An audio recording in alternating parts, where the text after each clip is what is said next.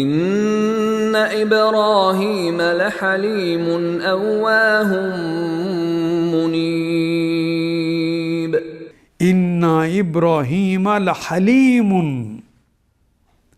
ان ابراہیم بے شک ابراہیم علیہ السلام لحلیم، لام یقیناً کے لے آ گیا۔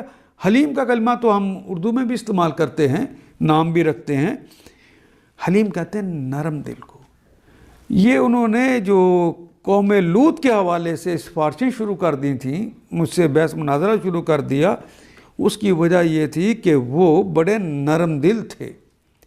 اواہن، الف واو ہے سے نکلے گا کلمہ، ویسے ہماری زبان میں بھی جو کرتا ہے، درد مند انسان کے منہ دل سے جو نکلتی ہے، اس کے لیے یہ کلمہ استعمال ہوتا ہے۔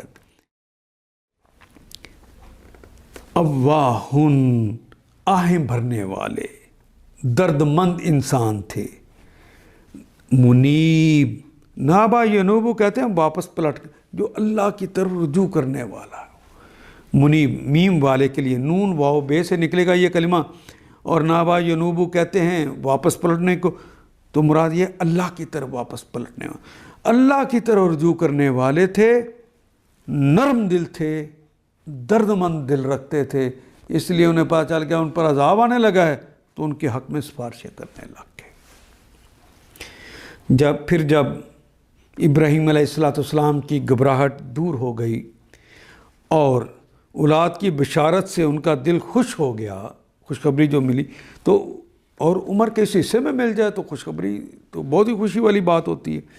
تو انہوں نے قوم لوط کے معاملے میں ہم سے جھگڑنا شروع کر دیا، مجادلہ شروع کر دیا۔ حقیقت میں ابراہیم حلیم اور نرم دل تھے اور ہر حال میں ہماری طرف رجوع کرنے والے۔ ان آیات کو ایک دفعہ پھر تلاوت خود کیجیے، عربی و مبین پڑھتے ہوئے دیکھیے، کیا بات پوری اندر اتر رہی ہے؟ کیا یہ اردو کے سانچے میں ڈھلتی گئی ہیں عبارتیں؟ اگر بات سمجھ آنی شروع ہو گئی تو الحمدللہ یہی ہمارا ہدف ہے اور یہ ہدف پورا ہو گیا۔ اللہ میرا اور آپ کا حامی و ناصر۔